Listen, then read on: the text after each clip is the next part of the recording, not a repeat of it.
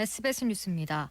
서울중앙지검 특수 2부는 오늘 조국 장관의 오촌 조카 조모 씨를 서울구치소에서 검찰청으로 소환해 조사하고 있습니다.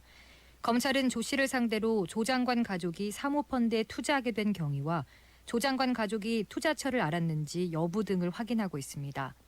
검찰은 조 씨에 대해 이르면 오늘 구속영장을 청구할 방침입니다.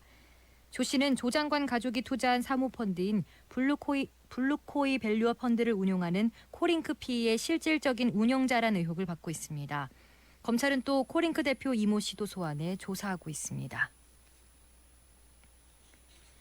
조국 법무부 장관 일가에 관한 의혹을 수사하는 검찰 간부들에게 윤석열 검찰총장을 배제한 특별수사팀 구성을 제안한 법무부 관계자들이 검찰에 고발됐습니다. 시민단체 서민민생대책위원회는 김호수 법무부 차관을 직권남용 혐의로 이성윤 법무부 검찰국장을 직권남용과 위계에 의한 공무집행 방해 등 혐의로 수사해달라며 어제 서울중앙지검에 고발장을 제출했습니다. 이와 관련해 법무부는 특별수사팀 구상은 개인 아이디어 차원일 뿐 공식 논의가 이뤄진 것이 아니며 조국 장관도 관련 언론 보도를 보고서야 이 사실을 알았다고 해명한 바 있습니다. 조국 법무장관을 둘러싼 논란과 추석 연휴로 미뤄졌던 정기국회 일정이 모레부터 본격적으로 시작됩니다. 국회에선 여야 3당 교섭단체 원내대표 합의에 따라 17일부터 3일 동안 교섭단체 대표 연설이 진행됩니다.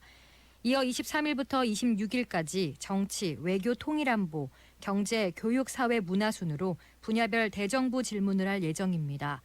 국정감사는 오는 30일 시작해 다음 달 19일까지 진행됩니다. 다음 달 22일에는 사상 최대 규모인 513조 원대 내년도 예산안에 대한 정부 시정연설을 시작으로 예산국회가 진행됩니다. 그러나 조국 장관 임명을 놓고 여야의 갈등이 이어지면서 정기국회가 순항할지 예상하기는 어렵습니다. 청와대는 최근 고용지표가 큰 폭으로 개선되고 있다며 올해 연간 취업자 증가 규모도 정부의 애초 전망치를 크게 웃도는 20만 명 중반대를 기록할 걸로 보인다고 밝혔습니다.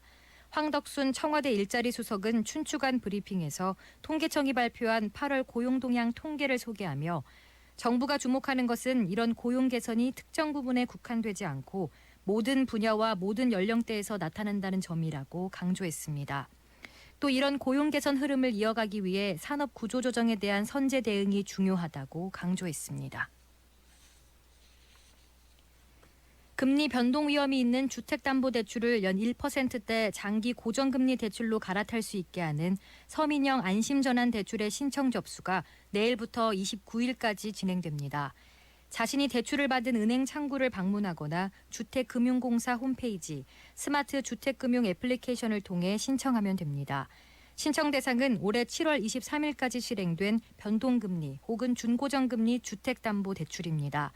보금자리론 같은 정책 모기지 상품이나 한도대출, 기업대출은 대상에서 제외됩니다.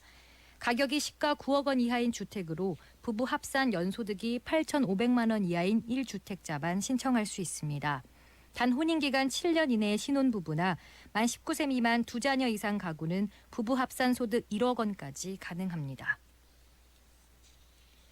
압두라지즈 빈 살만 사우디아라비아 에너지 장관은 예멘 반군의 드론 공격으로 불이 난 아브카이크와 쿠라이스의 석유시설 가동을 당분간 중단한다고 밝혔습니다. 프리미어리그 토트넘의 손흥민 선수가 크리스털 팰리스와의 경기에서 전반 10분과 23분 시즌 1, 2호 골을 터뜨렸습니다. 오늘 밤과 월요일인 내일은 전국에 가끔 구름 많겠고 아침까지 전라도 내륙과 전남 남해안, 경남 서부에는 산발적으로 빗방울이 떨어지겠습니다.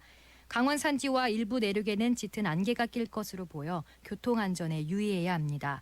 내일 낮 최고 기온은 서울이 29도까지 오르는 등 오늘과 비슷해 낮에는 조금 더울 것으로 보입니다. 서울의 현재 기온은 29도입니다. 습도는 58%입니다. 주시은입니다. 뉴스를 마칩니다. SBS 러브 FM